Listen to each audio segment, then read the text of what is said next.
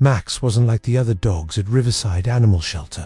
While others barked excitedly at visitors, he sat quietly, his intelligent brown eyes scanning each face that passed by his kennel. For 8 long years, he had been the shelter's longest resident, earning the nickname the Faithful One from staff members who watched him maintain hope day after day. But today, someone special was walking through those doors. The morning sun filtered through the tall windows of Riverside Animal Shelter, casting long shadows across the concrete floors. The familiar sounds of barking dogs and meowing cats filled the air, but kennel number 47 remained unusually quiet.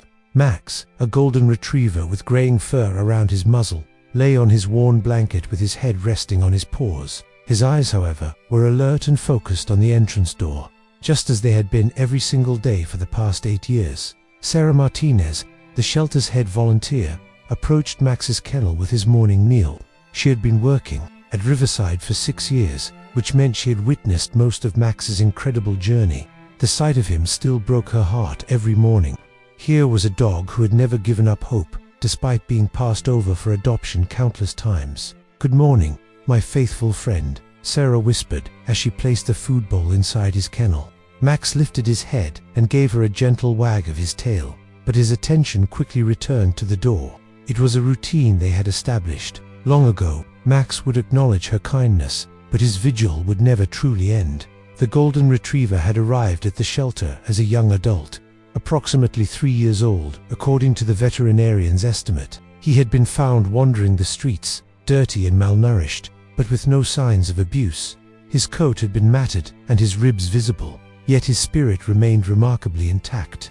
What struck everyone immediately was his gentle nature and his obvious training. This wasn't a stray who had never known human love. This was a dog who had been someone's beloved companion. Dr. Rebecca Chen, the shelter's veterinarian, had examined Max thoroughly upon his arrival. "This dog has been well loved," she had told Sarah after completing her assessment. "Look at his teeth, his muscle tone, the way he responds to commands. Someone invested time and care in training him. He knows sit, stay, down, and several other commands. This isn't abandonment. This is a lost dog whose family is probably looking for him." But weeks turned into months, and months turned into years. Despite being featured in local newspapers, on social media, and even on the evening news, no one ever came forward to claim Max. The shelter staff posted his information on every lost pet website they could find. They contacted other shelters within a 200-mile radius. They hung flyers in veterinary offices, pet stores, and community centers. Nothing. As time passed, potential adopters would visit Max's kennel. Families would come in looking for a gentle, well-trained dog, and Max fit the bill perfectly. He was house-trained, knew basic commands, walked beautifully on a leash, and was excellent with children. Yet, something always went wrong during the adoption process. Sometimes families would change their minds at the last minute. Other times, the adoption would fall through due to housing restrictions or family circumstances. It was as if fate itself was preventing Max from finding a new home. The shelter staff began to notice something peculiar about Max's behavior during these failed adoption attempts. While he would be polite and responsive to potential families, he never showed the enthusiasm that other dogs displayed when meeting possible new owners. It was as if he was going through the motions, being the good dog he had been trained to be, but his heart wasn't truly in it. His real attention remained focused on that entrance door, waiting for someone specific. "It's like he knows," Sarah confided to Dr. Chen one evening, as they watched Max during his evening walk. "It's like he knows these aren't the right people, so he's just being patient until the right person shows up." Dr. Chen nodded thoughtfully. "I've seen this before, though never for this long. Some dogs form such strong bonds with their original families that they can't fully accept a replacement. The question is, how long will he wait?" The answer, it seemed, was 8 years, and counting. As Max aged, his muzzle grew grayer and his movements became slightly stiffer, but his devotion never wavered. The newer volunteers would ask about his story, and the veteran staff members would share his tale with a mixture of admiration and heartbreak. Max had become something of a legend at Riverside Animal Shelter, the dog whose loyalty transcended logic and time. On this particular Tuesday morning, something felt different in the air. Sarah couldn't quite put her finger on it, but there was an energy in the shelter that seemed unusual. Max seemed to sense it too. Instead of his typical relaxed vigilance, he appeared more alert. His ears perked forward and his body slightly tense with anticipation. The morning routine proceeded. As normal, dogs were let out for their exercise time, kennels were cleaned, and the early volunteers began arriving for their shifts. Max participated in everything, as he always did, politely, cooperatively, but with that distant look in his eyes that suggested his mind was elsewhere. Around 10:30 a.m., the shelter's front door chimed as someone entered. This wasn't unusual. They typically had visitors throughout the day. What was unusual was Max's reaction. For the first time in years, he stood up immediately and pressed himself against the front of his kennel. His tail not just wagging, but moving his entire body with excitement. Sarah looked up from the volunteer schedule. She was reviewing and noticed Max's behavior. In her 6 years at the shelter, she had never seen him react this way to a visitor's arrival. Her heart began to race as she realized something extraordinary might be happening.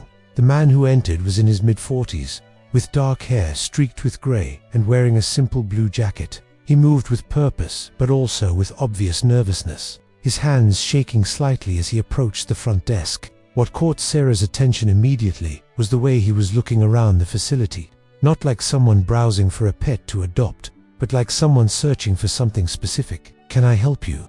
Sarah asked, though her eyes kept darting to Max, who was now whimpering softly and pawing at his kennel door. The man took a deep breath before speaking. "My name is David Patterson. I know this might sound crazy, but I'm looking for my dog. I lost him 8 years ago, and I've been searching ever since. His name is Max, and he's a golden retriever." The words hit Sarah like a physical blow. She looked at the man, then at Max, whose behavior had become increasingly agitated. The dog was now barking, not the excited barking of a dog wanting attention, but a specific, purposeful bark that seemed to be calling out. "Can you describe him?" Sarah asked, though her voice was barely above a whisper. David's eyes filled with tears as he began to speak. "He's about 11 years old now. Golden retriever, with a white patch on his chest shaped like a star. He knows about 15 different commands, including some unusual ones, like find keys and bring the newspaper. He has a scar on his left front paw from when he stepped on glass as a puppy. And when he's really happy, he doesn't just wag his tail, he wags his whole body." With each detail David provided, Sarah felt her heart pounding harder. Everything matched. Every single detail he mentioned was true about their Max. "There's more," David continued, his voice breaking with emotion.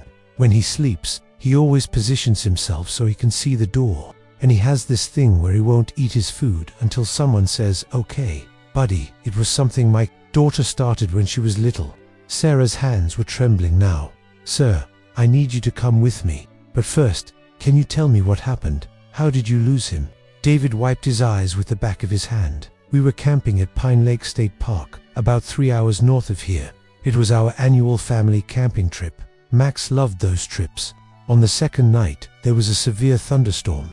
Max was terrified of thunder, and somehow he managed to get out of our tent and run into the woods. We searched for days. Park rangers, volunteers, everyone helped look for him." "Mr. Patterson," Sarah said slowly, "I think you need to see kennel number 47. As they walked toward the kennel area, Max's barking became more intense. Other dogs in the shelter began to get excited, feeding off his energy, but Max's voice stood out above all the others. It was a sound Sarah had never heard from him before. Pure, desperate joy mixed with years of longing. When they rounded the corner and Max saw David, everything else seemed to stop. The golden retriever pressed himself against the kennel door, his entire body shaking with emotion. David stopped walking, his hand flying to his mouth as he stared at the dog he had been searching for 8 long years. "Max," David whispered, and the dog's response was immediate and unmistakable. Max began to howl. Not a sad howl, but a song of recognition and overwhelming happiness. "Okay, buddy," David said, through his tears, using the phrase Sarah had just heard him mention. Immediately, Max stopped howling and sat, just as he always did when he heard those words before eating. It was the confirmation everyone needed. Sarah's hands shook as she unlocked the kennel door. The moment it opened, Max didn't rush out as might be expected. Instead, he approached David slowly, as if he couldn't quite believe this moment was real. David knelt down, opening his arms, and Max finally closed the distance between them. The reunion was everything Sarah had imagined it would be, and more. Max pressed himself against David's chest, his tail wagging so hard his entire body moved with the motion. David wrapped his arms around his long-lost companion, burying his face in Max's fur, as 8 years of grief and hope finally found their resolution. "I never stopped looking for you," David whispered to Max. "Not for a single day. I knew you were out there somewhere, waiting for me." Max seemed to understand every word. He pulled back to look at David's face, then pressed his forehead against his owner's forehead in a gesture that spoke of a bond that time and distance had never truly broken. Other staff members had gathered to witness the reunion, and there wasn't a dry eye among them. Dr. Chen appeared with Max's medical records, her own voice thick with emotion as she spoke. "He never gave up," she told David, 8 years, "and he never stopped watching that door, waiting for you to walk through it. We called him the Faithful One because his loyalty was unlike anything we'd ever seen." When Emma arrived, the reunion reached new emotional heights. The young woman, now an adult, fell to her knees as Max approached her. The dog remembered her immediately, demonstrating the greeting ritual they had apparently shared when she was a child, spinning in a circle 3 times before allowing her to hug him. "He's grayer," Emma said through her tears, "but he's still our Max. He's still our faithful boy." As the Patterson family prepared to take Max home, Sarah felt a mixture of joy and sadness. Joy for Max and his family, but sadness at losing the dog who had become such an integral part of the shelter's identity. Max had been a reminder to everyone that love and loyalty could endure beyond all reasonable expectations. Max's departure from the shelter was unlike any adoption the staff had ever witnessed. Usually, dogs leaving for new homes were excited but also nervous about the unknown. Max showed no nervousness at all. He walked out of Riverside Animal Shelter with his head high and his tail wagging, looking like a dog who was simply going home after a very long journey. 3 months later, David kept his promise and brought Max back to visit the shelter. The reunion with the staff was emotional, but what struck everyone most was how Max carried himself. The distant, waiting quality that had defined him for 8 years was completely gone. He was fully present, fully engaged, and fully happy. The tale of Max, the faithful one, serves as a reminder that loyalty isn't just an admirable quality in our animal companions, it's a force that can transcend time, distance, and circumstance. His story continues to inspire people around the world, proving that sometimes the most extraordinary acts of faith happen in the most ordinary places, performed by those who cannot speak, but whose hearts never stop, believing in the power of reunion and the miracle of coming home.